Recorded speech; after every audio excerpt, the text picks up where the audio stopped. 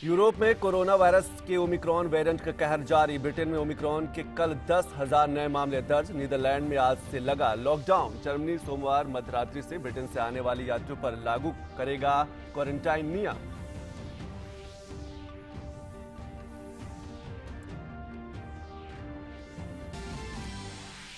भारतीय शटलर किदाम्बी श्रीकांत ने रचा इतिहास। विश्व बैडमिंटन चैंपियनशिप के फाइनल में पहुंचने वाले पहले भारतीय बने। खिताबी मुकाबले में सिंगापुर के लो किन यू से होगी भिड़ंत। श्रीकांत ने सेमीफाइनल में लक्ष्य सेन को दी मात।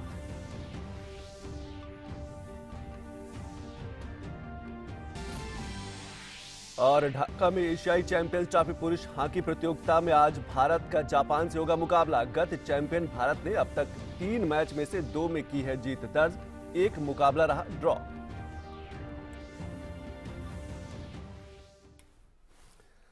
नमस्कार, मैं हूं संतोष चौधरी और खबरों पर विस्तार से नजर डाल लेते हैं। गोवा मुक्ति दिवस के मौके पर प्रधानमंत्री नरेंद्र मोदी आज गोवा में 650 करोड़ रुपए से अधिक लागत की विकास परियोजनाओं का उद्घाटन व शिलान्यास करेंगे।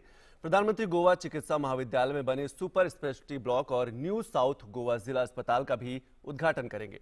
प्रधानमंत्री मोदी गोवा की यात्रा पर ऑपरेशन विजय के स्वतंत्रता सेनानियों और वरिष्ठ योद्धाओं को सम्मानित भी करेंगे। साल 1961, तारीख 19 दिसंबर।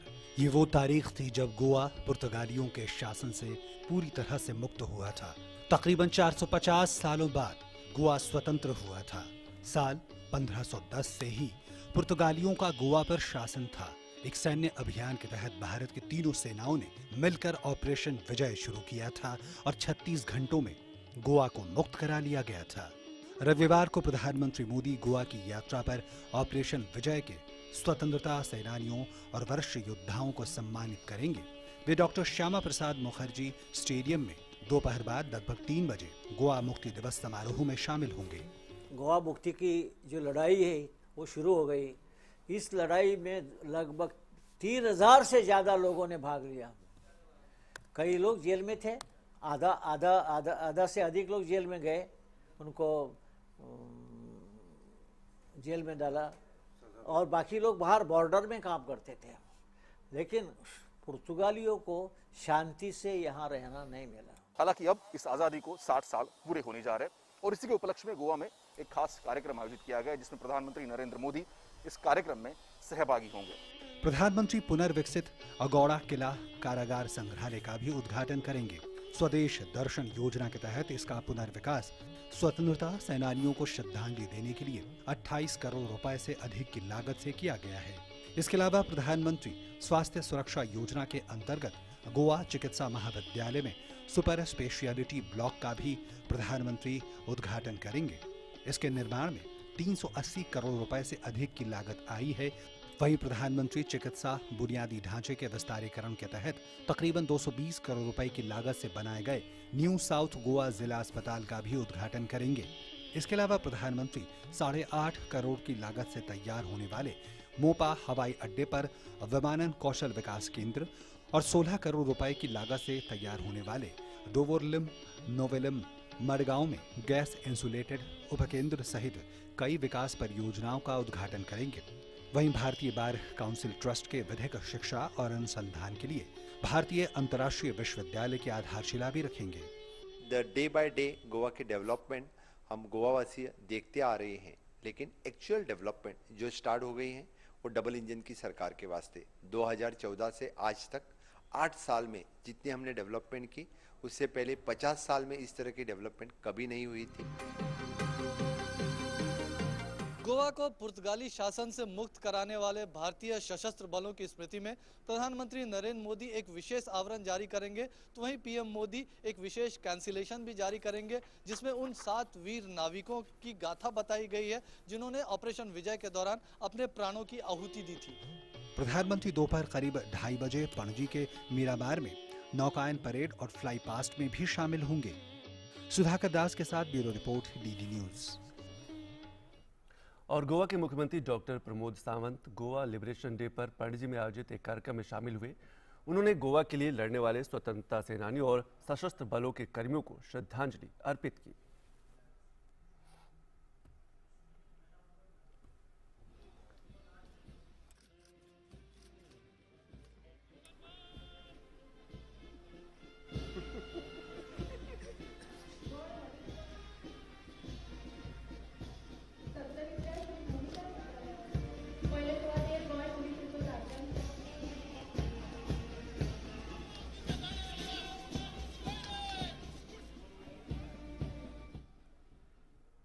और नई दिल्ली में आज भारत मध्य एशिया संवाद की तीसरी बैठक का आयोजन किया गया। बैठक में मध्य एशिया के 5 देश तुर्कमेनिस्तान, कजाकिस्तान, तजाकिस्तान, किर्गिस्तान और उज्बेकिस्तान के विदेश मंत्रियों ने हिस्सा लिया।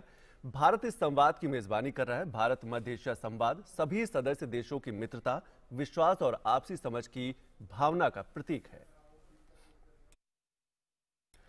इस अवसर पर विदेश मंत्री डॉक्टर एस जयशंकर ने परस्पर हित के क्षेत्रीय और वैश्विक मूल्यों का जिक्र किया। साथ ही वाणिज्य, क्षमता वृद्धि, कनेक्टिविटी और संपर्क के महत्व पर भी प्रकाश डाला।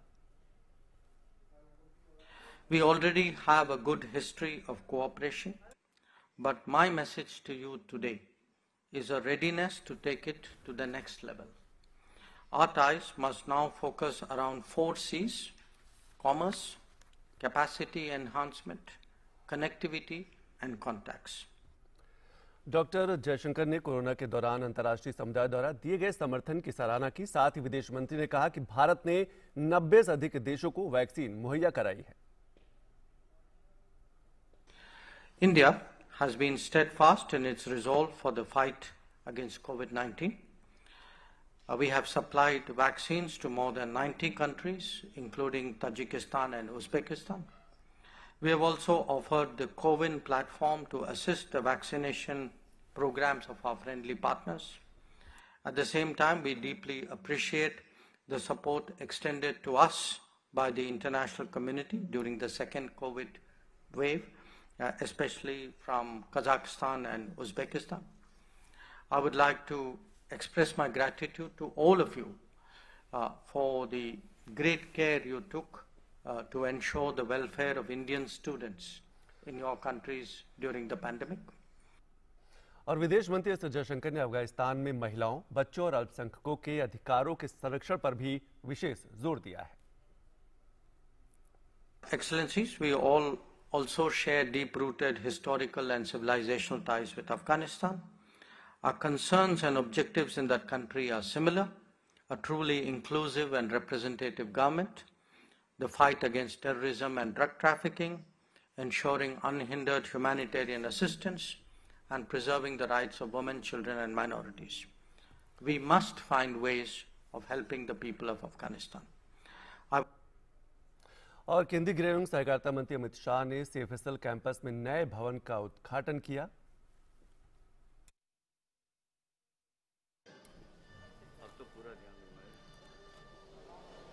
तो केंद्रीय गृह एवं सहकारिता मंत्री ने आज अमित शाह ने सीएफएसएल कैंपस में एक नए भवन का उद्घाटन किया। उसके बाद पूजा अर्चना की। केंद्रीय गृह मंत्री अमित शाह का ये 2 दिवसीय महाराष्ट्र का दौरा है।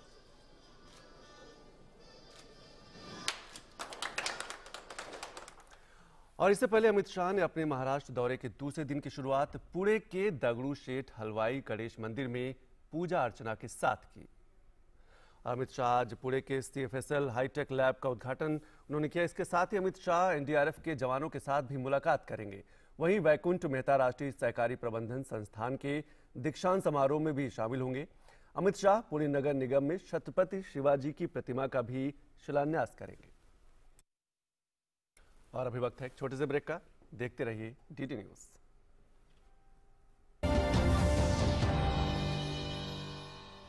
आज ही लाए नए वर्ष की पहली जरूरत लाला राम स्वरूप जबलपुर का राम नारायण पंचांग, ट्रेडमार्क नंबर 707172। आज ही लाए नए वर्ष की पहली जरूरत लाला राम स्वरूप जबलपुर का राम नारायण पंचांग, trademark number 707172। My journey of insurance and investments began at the same time when I invested in LIC SEEP. In this fast-moving world, SEEP can balance your funds with security and growth. SEEP will take care of the ups and downs of the market and will give you fruitful results so that you enjoy the ride. And when SEEP is with you, you can soar high. LIC's unit-linked insurance plan SEEP offers savings and protection so that you can soar high in your life. LIC, हर पल आपके साथ। तो break के बाद आप सभी का स्वागत है और अब बात करेंगे कोविड की। स्वास्थ्य और परिवार कल्याण मंत्रालय के मुताबिक देश भर में पिछले 24 घंटों में 7,000 से ज्यादा मामले दर्ज किए गए हैं। वहीं पिछले 24 घंटों में 7,469 मरीज उपचार करवाकर स्वस्थ हो चुके हैं, जिसके बाद देश में रिकवरी रेट 98.38% हो गया है। सक्रिय मामलों की कुल संख्या 83,913 हुई। वहीं साप्ताहिक पॉजिटिविटी रेट वर्तमान में 0.61% दर्ज किया गया। दैनिक पॉजिटिविटी जो रेट है वो है 0.58%।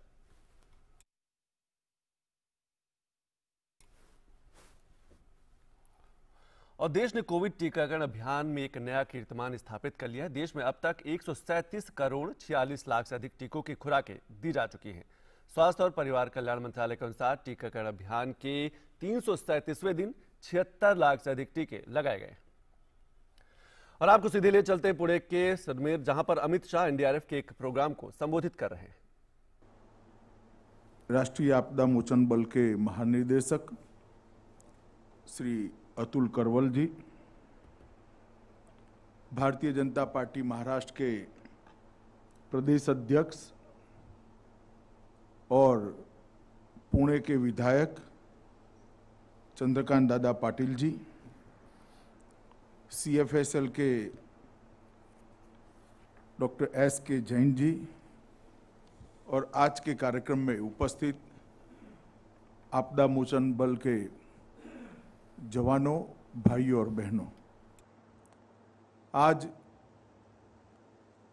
एनडीआरएफ की 5वीं बटालियन के कैंप परिसर का औपचारिक उद्घाटन और केंद्रीय न्यायिक विज्ञान प्रयोगशाला सीएफएसएल के पुणे के केंद्रीय कार्यालय के परिसर का लोकार्पण दोनों ऐतिहासिक मावल क्षेत्र में हुआ है।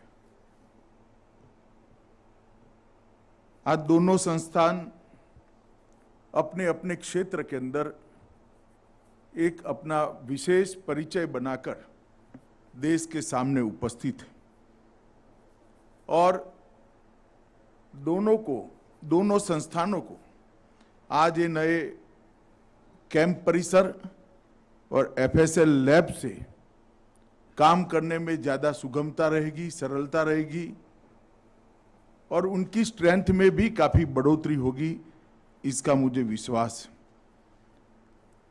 है। ये आपदा मोचन बल की 5वीं बटालियन के कैंप परिसर में महाराष्ट्र और गोवा, ये दो राज्यों को किसी भी आपदा के समय मदद पहुंचाने के लिए आपदा मोचन बल के जवान सदैव तैयार रहेंगे। यहां अपनी दक्षता बढ़ाने के लिए प्रैक्टिस भी करेंगे, उनकी ट्रेनिंग भी होगी, सदैव अपने आप को चुस्त भी रखेंगे। और चूंकि इतना बड़े देश में हर जगह आपदा के समय तत्काल द्रुत गति से अगर पहुंचना है तो इस प्रकार की बटालियन देश के अलग अलग जगह पे हो, वो बहुत जरूरी है। आज मुझे आनंद है कि इतने कम समय के अंदर एनडीआरएफ की 16 बटालियनें पूरे देश के अंदर अपना कामकाज बहुत अच्छे तरीके से कर रही हैं। आज मैं जब इस कैंपस के अंदर उपस्थित हूं तब मैं निश्चित रूप से एनडीआरएफ के जवानों को कहना चाहता हूं कि किसी भी प्रकार की आपदा हो, चाहे बाढ़ हो, चाहे भूस्खलन हो, चाहे साइक्लोन हो, कहीं इमारत ढह गई हो या कहीं बिजली गिरने की नौबत आई हो, हर क्षेत्र में ऑरेंज करेल के ड्रेस में सज्ज एनडीआरएफ के जवान पहुंचते ही देश की जनता राहत का दम लेती है कि अब एनडीआरएफ आ गया है, हम सब सलामत हैं। इतने कम समय में, इतने बड़े देश में और इतने कठिन क्षेत्र के अंदर ये विश्वास संपादित करना बहुत कठिन होता है और वो तभी होता है कि बल से मुखिया से लेकर अंतिम व्यक्ति तक सब लोग अपने उद्देश्य के प्रति समर्पित हो, अपने आप की चिंता करे बगैर जिसको बचाने के लिए हम आए हैं इसकी चिंता करें। कहीं पर अपनी जान भी जाती है तो उसकी चिंता करे बगैर जिसकी जान बचानी है उसका लक्ष्य रखकर काम करे, तब जाकर ये होता है। इसके साथ साथ दुनिया भर की बेस्ट प्रैक्टिसेस को, दुनिया भर के वैज्ञानिक साधनों को और दुनिया भर से घटनाओं के एनालिसिस को वैज्ञानिक तरीके से विश्लेषण कर उससे हमारे देश के अनुरूप ढांचे में ढालकर जमीन पर उतारने की कवायद जब तक नहीं होती है, इस प्रकार का विश्वास हासिल करना बहुत मुश्किल है। मैं बहुत बहुत बधाई देना चाहता हूं एनडीआरएफ के सभी जवानों को, सभी अधिकारियों को और उनके महानिदेशक को भी कि आपने देश में बहुत कम समय के अंदर एक प्रकार का विश्वास अर्जित किया है और ये ख्याति सिर्फ देश में नहीं बहुत सारे देशों में भी हमारी पहुंची। हमारे पड़ोसी देशों में कई बार आपको भेजा गया, वहां पर भी बहुत अच्छा परिणाम और बहुत अच्छे संदेश भारत के लिए आप छोड़कर आए हैं। जापान भी भेजा गया, नेपाल भी भेजा गया और मैंने वहां के गणमान्य लोगों के उद्गार एनडीआरएफ के बारे में देखे हैं, सुने हैं, पढ़े भी हैं। वो तभी हो सकता है, तभी संभव हो सकता है जब आप वसुधैव कुटुंबकम में भरोसा करते हो। देश की जनता के लिए आप करें, आपका लगाव बहुत स्वाभाविक है, मगर जापान में जाकर काम करना, नेपाल में जाकर काम करना, ये समग्र मानव जात के प्रति एनडीआरएफ का जो संवेदना और समर्पण है इसका द्योतक है और ये हमने बरकरार रखना चाहिए। मित्रों, एनडीआरएफ को और सारे क्षेत्रों में विशेषज्ञता हासिल हो, इसके लिए एनडीआरएफ और इक्विप हो, इसके लिए एनडीआरएफ और एसडीआरएफ का एक प्रकार से एक वाक्यता के साथ काम करने का स्वभाव हो, उसके लिए और एनडीआरएफ के तत्वाधान में एसडीआरएफ को भी एनडीआरएफ के समकक्ष बनाने के लिए बहुत सारे काम करना अभी बाकी है। मैं यहां श्री अतुल करवल को यह जरूर कहना चाहूंगा कि जब तक एनडीआरएफ और एसडीआरएफ की एक प्रकार से साथ में काम करने की ट्रेनिंग और प्रैक्टिस दोनों नहीं होगी, हम इतने बड़े देश में हर आपदा को के समय जनता को बचाने में सफल नहीं हो सकते। एसडीआरएफ बहुत सारे राज्यों ने, बहुतेक राज्यों ने, ज्यादातर राज्यों ने बहुत अच्छे से बनाए हैं।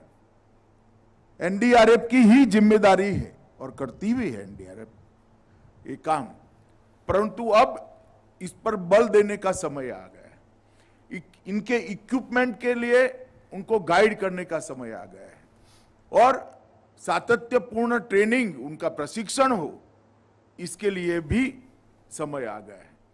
साझा ट्रेनिंग होती है, साझा प्रैक्टिस होती है, उसका अब संख्या भी बढ़ाना पड़ेगा, तब जाकर इतने बड़े देश के अंदर हम सभी आपदाओं को से देश की जनता को सुरक्षित रख पाएंगे।